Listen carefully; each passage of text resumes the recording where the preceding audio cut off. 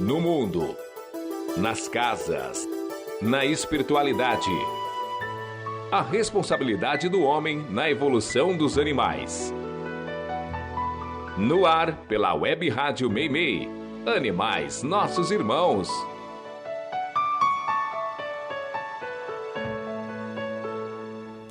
Bom dia, meus amigos ouvintes. Este é o programa Animais Nossos Irmãos que você está ouvindo pela Web Rádio Meimei e vai ao ar todos os domingos às 10 horas da manhã. E se não consegue ouvir pela programação da rádio, pode ouvir pelo YouTube ou Spotify, onde todos os episódios estão disponíveis. E nesse programa, O Gatinho Cego e a Revolta de Chico Xavier. O abandono de animais e até que ponto o lucro do comércio de carnes é necessário para o funcionamento da sociedade humana. Leonardo da Vinci, um ativista da causa animal. E mais uma dica do ouvinte: curiosidades por trás das lendas de crocodilos nos esgotos. Envie suas perguntas ou dicas para o e-mail animaisnossosimãos2024@gmail.com. Tudo junto, minúsculo e sem o tio. Agradecendo aos técnicos que ajudam a tornar possível esse programa, intercalando a mesa de som, Guga, Cid e Miguel. Eu sou a Vanderly, vem comigo em mais um programa. Você está ouvindo Animais Nossos Irmãos. Certa vez, um gatinho cego apareceu no portão da casa de um amigo de Chico Xavier. E sabendo do amor de Chico pelos animais, essa pessoa levou o gatinho até ele.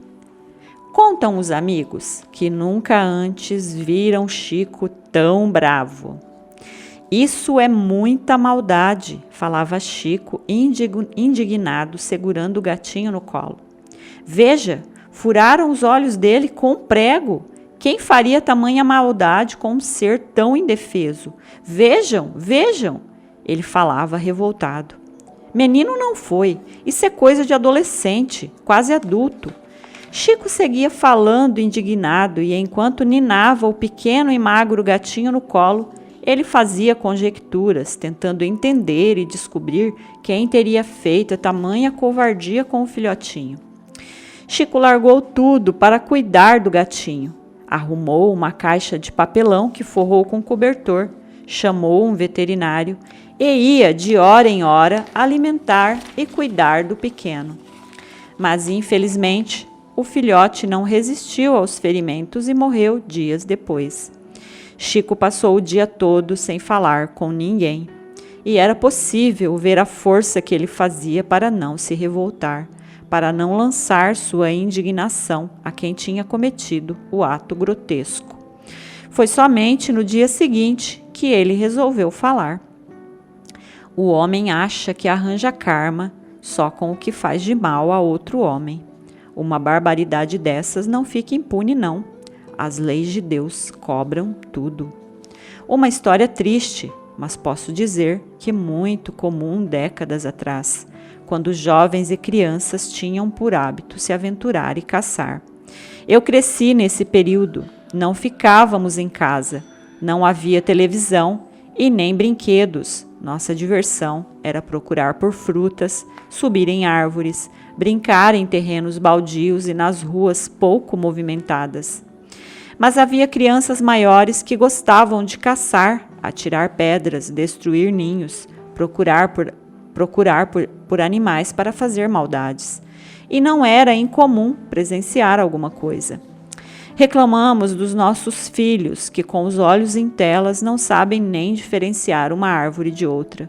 Mas os tempos mudam, os interesses em crueldades também. Essa geração que se descortina aos poucos de crianças sedentárias talvez seja apenas o prenúncio de uma nova geração de seres que ajudarão na mudança do mundo. E entre escolher crianças apáticas atrás de um computador e crianças cheias de energia praticando crueldade com animais, nem preciso dizer qual eu escolho. O ouvinte quer saber.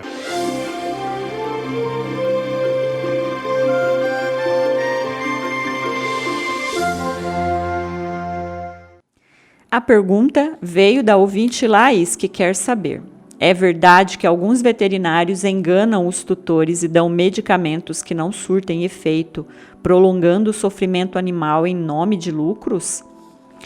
Oi, Laís, obrigada pela pergunta. Assim como dentro da indústria farmacêutica e da medicina humana existem profissionais que enganam, tratando doenças com medicamentos que não curarão e apenas prolongarão os custos das doenças e os lucros dos envolvidos, pode acontecer sim, de um ou outro profissional veterinário visar apenas o lucro. Mas eu vou dizer o que penso. Eu não acredito que um veterinário que dedica sua vida à profissão, que faz com amor e sensibilidade, possa escolher esse caminho.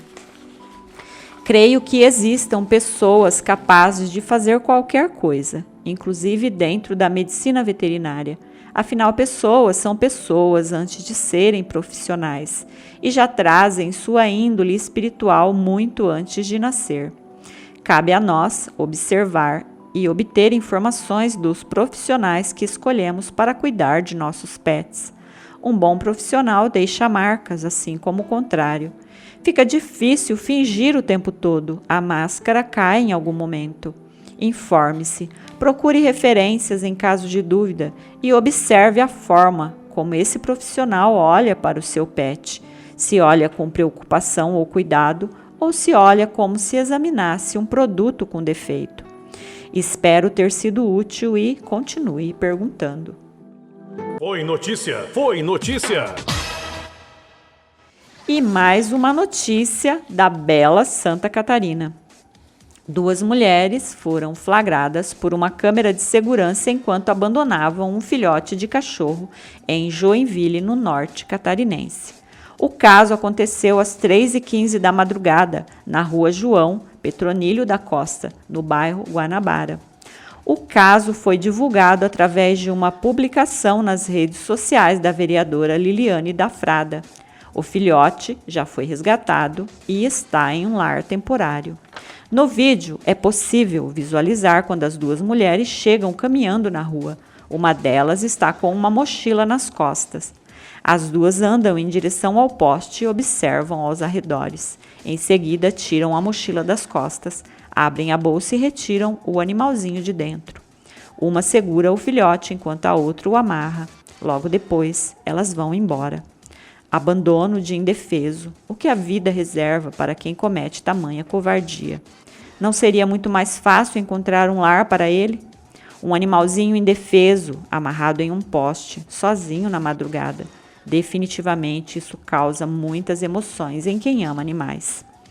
E aproveitando o gancho dessa notícia de abandono, recentemente um vídeo viralizou em redes sociais, onde um motorista de Uber expulsa uma mulher do seu carro após saber que ela estava indo descartar um filhote de gato. O vídeo começa já na metade, ficando evidente que houve um corte no início, talvez por ter alguma discussão mais acalorada entre o motorista e a passageira. O vídeo começa com o motorista já com o gatinho no colo, pedindo para que a mulher saia do seu carro. A mulher reage dizendo que pagou pela corrida, e o motorista, visivelmente irritado e ansioso por se livrar da mulher, devolve a ela o dobro do que ela pagara.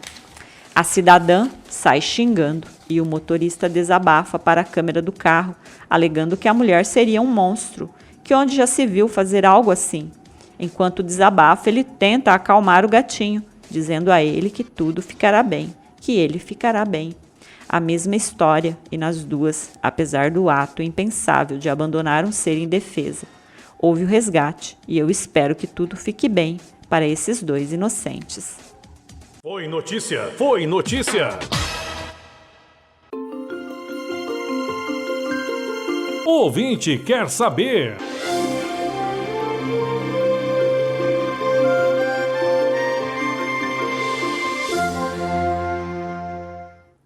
A pergunta veio de um ouvinte que questiona. Muito se fala sobre parar com o consumo de carnes, mas e os comércios e empregos que nascem disso? Não dá para simplesmente tirar o ganha-pão de pais de família. Muitos trabalham em matadouros e frigorífico. Penso que os animais nasceram para servir ao homem. Olá, amigo ouvinte, obrigada pela pergunta e eu concordo com a primeira parte de sua pergunta. Não dá simplesmente para fechar todos os frigoríficos e matadouros do mundo em um piscar de olhos. Mas e quem disse que isso acontecerá?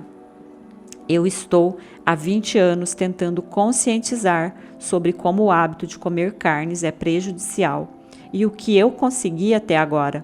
Bom, se eu estou aqui respondendo sua pergunta, é sinal de que as coisas não mudaram em nada desde que comecei. O hábito de parar com o consumo de carnes vai mudando lentamente e individualmente. Não há saltos. O progresso da sociedade se dá pela evolução individual. A recusa em compactuar com esse ou aquele comportamento errado, pois que sim, comer carnes é um hábito horrendo e cruel e nada tem de normal. Emmanuel, no livro O Consolador, psicografia do nosso Chico Xavier, na pergunta 129, quando perguntam se é errado comer carnes, após dizer que sim e enumerar as graves consequências disso, Emmanuel complementa: temos de considerar, porém, a máquina econômica do interesse e da harmonia coletiva, na qual tantos operários fabricam o seu pão cotidiano. Suas peças não podem ser destruídas de um dia para o outro, sem perigos graves. Consolemo-nos com a visão do porvir, sendo justo trabalharmos dedicadamente pelo advento dos tempos novos, em que os homens terrestres poderão dispensar da alimentação os despojos sangrentos dos seus irmãos inferiores. Na resposta, o próprio Emmanuel aconselha a trabalhar para o momento oportuno, mas isso não quer dizer que não seja necessário, desde agora, ir se preparando para esse dia. Não há nada que impeça que um pai de família encontre outro sustento. Essa questão abordada pelo ouvinte me fez pensar. E as famílias que vivem da venda de drogas, do tráfico humano, do desmatamento, essas devem continuar compactuando com o crime? Apesar do consumo de carnes ainda não estar enquadrado como crime, saiba que estamos muito próximos disso, muito mesmo. Não dá para viver do erro alegando que isso seja necessário. Já não somos crianças para manter esses comportamentos infantis. E quanto à sua segunda afirmação, amigo ouvinte, a de que os animais nasceram para servir ao homem, saiba que em outros tempos, alguns acreditavam que seres humanos com pele escura e pessoas com crenças religiosas diferentes também haviam nascido para servirem aos homens de poder e etnia branca. Assim como acreditavam que mulheres eram inferiores e que índios eram selvagens. Acreditavam, inclusive, que mulheres nem tinham alma. Animais não nasceram por nós, e isso é uma tremenda pretensão em afirmar. Animais possuem sua própria jornada evolutiva e chegarão um dia no lugar onde estamos, cometendo os mesmos erros, com certeza. Cuidado com a crença de superioridade, pois que ela nada mais é que o seu ego te enganando. Espero ter respondido sua pergunta e continue perguntando. Você está ouvindo Animais Nossos Irmãos. Leonardo da Vinci foi um dos maiores gênios da nossa história, tão grande que deixou sua contribuição em diversas áreas, e para ele não havia diferença entre arte e ciência, já que aprendia a pintar dissecando cadáveres. Um verdadeiro homem à frente do seu tempo, que apesar de ter deixado um vasto trabalho documentado, ainda gera polêmicas e questionamentos de como ele vivia ou quais seus amores. Ele pintou o quadro que hoje é considerado o mais valioso e importante do mundo, a Mona Lisa. Esse quadro, assim como ele, ainda gera muita falação. Segredos e supostos códigos viraram livros e incitaram as teorias da conspiração. Eu sempre cito a frase icônica dele, usada por defensores, que é: chegará o dia em que o homem conhecerá o íntimo de um animal, e nesse dia, um crime contra um animal será considerado um crime contra a humanidade. O que essa frase diz sobre ele? Não podemos apenas escolher uma frase e fechar uma questão. Frases ditas são frases vividas, ao menos deveria. Leonardo da Vinci era vegetariano e imortalizou essa frase. Mas até onde ele vivia o amor pelos animais? A história nunca o retratou como defensor ou mesmo um homem que vivesse rodeado de animais. Mas recentemente eu esbarrei em uma matéria que fui pesquisar para trazer aqui. Dizem que ele costumava comprar pássaros e outros animais mantidos em gaiolas apenas para os libertar depois.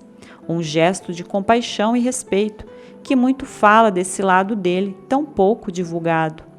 Eu penso que a história, ou quem escreve a história, escolhe aquilo que convém mostrar.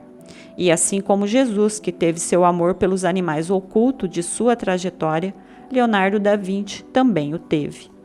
O que seria de nossos mestres do passado se mostrassem na íntegra tudo o que eles viviam no dia a dia? Talvez tivéssemos mais Franciscos de Assis, homens nobres, rodeados e cuidando de animais. Na Web Rádio Meimei, Animais Nossos Irmãos. Imagine uma situação. Você precisa ir rapidamente até o mercado comprar alimentos para sua família e os deixa dormindo em casa. Você vai bem cedinho, assim pode voltar e ainda encontrar todos dormindo. Acontece que quando você volta, sua casa desapareceu. No lugar, apenas um local vazio, cheio de escombros. E junto da casa, seus familiares também desapareceram. Parece roteiro de algum filme de ficção científica, mas não. Para os pássaros, isso é bem real. Esse calor que se pronuncia com a chegada da primavera e a seca que se mantém até o momento da gravação desse programa torna a vida muito difícil. Ainda estamos sem chuva. Nesse momento que gravo, hoje é sexta-feira, dia 3 de outubro, só para constar. Cortar árvores gigantescas da cidade e não plantar nenhuma samambaia no local, aliás, nem arrancar as raízes dessas árvores, é bem comum.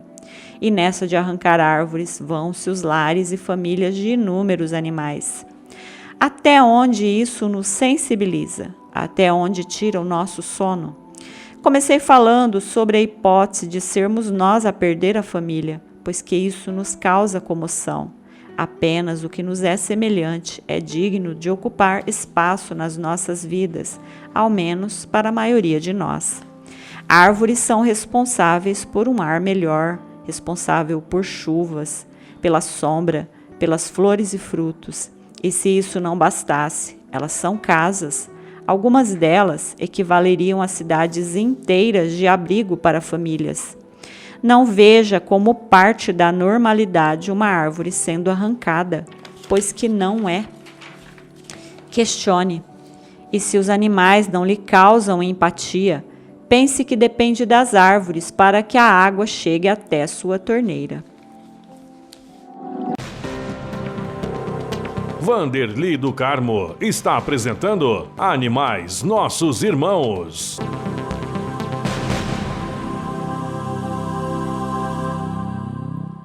O que explica o amor de um cão por nós? Eles nos veneram e demonstram isso de formas que nem sempre conseguimos entender. Ora pulando exageradamente sobre nós, ou nos lambendo, cheirando e até destruindo nossos sapatos e roupas. Você já notou que seu cachorro te segue para todo lado? Sim, nem que seja com um olhar. Eles precisam nos ver, saber onde estamos. E se desaparecemos do seu campo de visão, eles resmungam, choramingam. A ciência confirma que isso não é apenas comovente, mas profundamente emocional. Estudos mostram os cães reagem à separação de forma semelhante às crianças pequenas. Eles não só sentem a nossa falta, eles precisam de nós. Nós somos o seu refúgio quando estão com medo, a sua âncora quando o mundo parece grande demais. Para eles, não somos apenas o mestre ou o tutor, somos família, o lar, onde eles colocam seu amor. Então, da próxima vez que ele esperar pacientemente fora da porta do banheiro ou abraçar seus sapatos enquanto você estiver longe, ou mesmo morder e destruir algo que seja seu, lembre-se, ele não está sendo travesso ou destruidor. Ele está buscando na sua roupa ou objetos pessoais o cheiro que ele não está encontrando pela casa. Ele está buscando você. Isso é amor puro e incondicional. Aqui o ouvinte participa. Dica do ouvinte.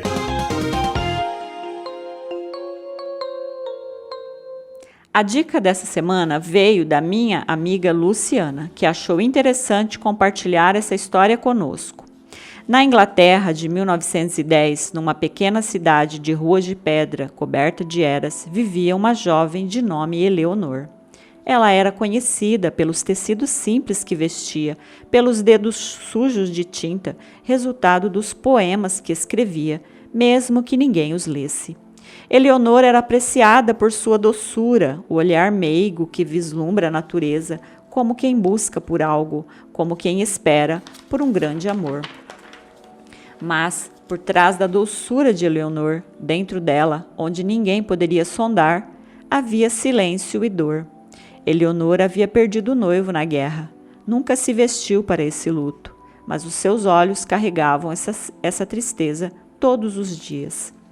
Mas o que a tornava inesquecível não eram suas poesias ou o olhar triste pela dor de uma perda, e sim a companhia constante de um gato branco, chamado de Marble. Dizem que ele surgiu em sua vida numa tarde de chuva, abandonado num cesto próximo de sua porta. Eleonor o recolheu, abraçou-o com carinho e murmurou: "A partir de hoje, nenhum de nós estará mais sozinho, seremos apenas nós dois." A partir desse dia, nunca mais se separaram. Foi em Marble que Eleonor encontrou o abrigo. Ele adormecia sobre o seu peito quando as lágrimas vinham e velava o seu sofrimento, como quem protege um segredo. Enquanto ela escrevia, Marble brincava com sua caneta. Enquanto ela caminhava de guarda-sol entre lavandas e borboletas, ele corria atrás da sombra dela. Os aldeões sussurravam: "A senhora e o seu gato, 2 corações com um só destino." Então chegou o inverno. Numa manhã fria, Eleonor não despertou. Estava sentada à janela, um caderno aberto no colo e uma última dedicatória rabiscada com ternura. "Para quem ficou, quem nada pediu, e me deu tudo. Você é o meu amor mais amado, em pelo e silêncio." Marble não a abandonou. Ficou junto à sua sepultura, sob a cerejeira que ela tanto amava, como se esperasse o impossível reencontro. Até que, um dia, adormeceu para sempre ali, sendo enterrado ao lado dela. Os vizinhos juravam que, ao passar pelo jardim, ainda se podia ouvir um leve ronronar na brisa e sentir no ar o perfume de lavanda. 2 corações, uma só alma, juntos para sempre. Você está ouvindo Animais Nossos Irmãos. Você já deve ter ouvido a lenda urbana sobre os crocodilos dos esgotos.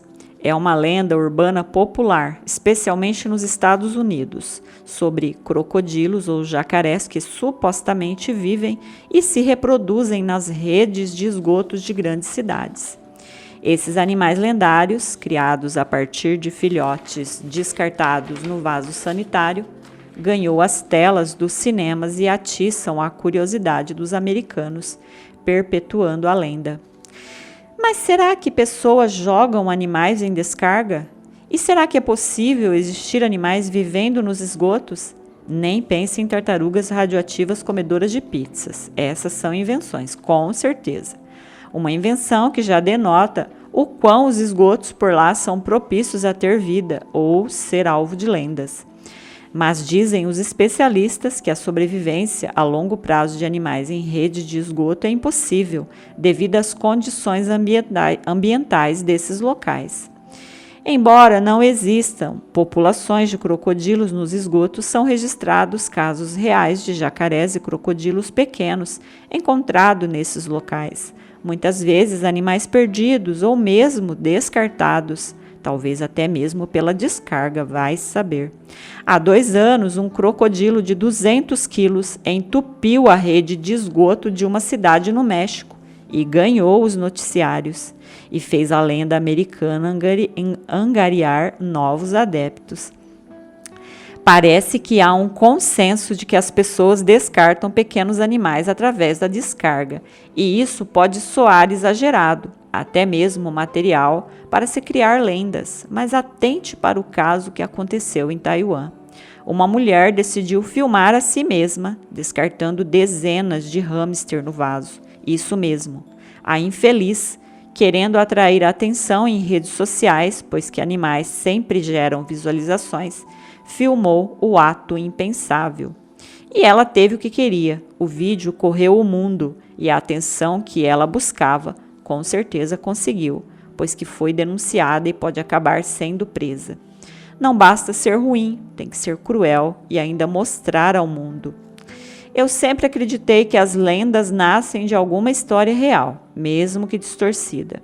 E ainda falando do caso dos hamsters, só para encerrar com alguma descontração e esperança, eu quero acreditar que os ratinhos sobreviveram. Sendo assim, pensei novamente nas tartarugas ninja e no mestre Splinter, o rato radioativo. Rato, hamster, será que é possível? Definitivamente eu queria que sim. E bem que eles poderiam voltar para dar um oi para quem o descartou, não acham? Você sabia? E vamos aproveitar a deixa sobre os crocodilos dos esgotos para trazer uma curiosidade? Sabe de onde nasceu a expressão lágrimas de crocodilo? Quando usamos dessa expressão, possivelmente não estamos muito bem servidos de amigos, pois que ela significa traição e hipocrisia. Mas a origem das lágrimas de um crocodilo é bem outra. O crocodilo possui o focinho comprido e seus dentes se projetam para fora, e por causa dessas desvantagens, ele sente dificuldade na hora de devorar suas presas. E uma das suas técnicas é segurar a vítima embaixo da água e esperar até que a carne fique macia. Eles são super predadores, com a força de 1 tonelada na mandíbula, e suas vítimas não se restringem aos indefesos vegetarianos. Os grandes felinos perdem o reinado em um piscar de olhos, que é o tempo que leva para que o crocodilo emerja e submerja, levando sua vítima para as profundezas. Diante da anatomia já comentada do crocodilo, quando eles devoram suas vítimas, engolem pedaços muito grandes e forçam a passagem pelo céu da boca e garganta, e com isso comprimem as glândulas lagrimais, chorando sem perceber. Não são lágrimas de compaixão, e daí nasceu a expressão, pois apesar de chorar, ele não está sentindo nada pela vítima, nenhuma peninha. A origem desse termo nada tem de falsidade, talvez um pouco de gulodice ou alguns maus modos à mesa. E essa é mais uma curiosidade incrível de mais um animal incrível.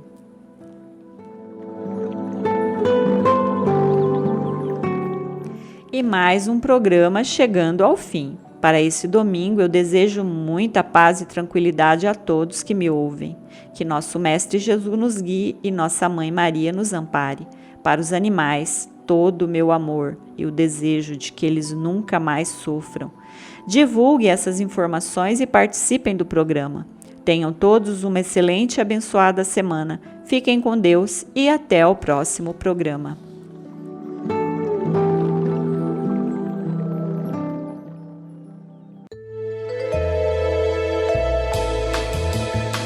Você ouviu Animais Nossos Irmãos. Animais também são espíritos. São elos da nossa jornada evolutiva. Eles são os nossos irmãos.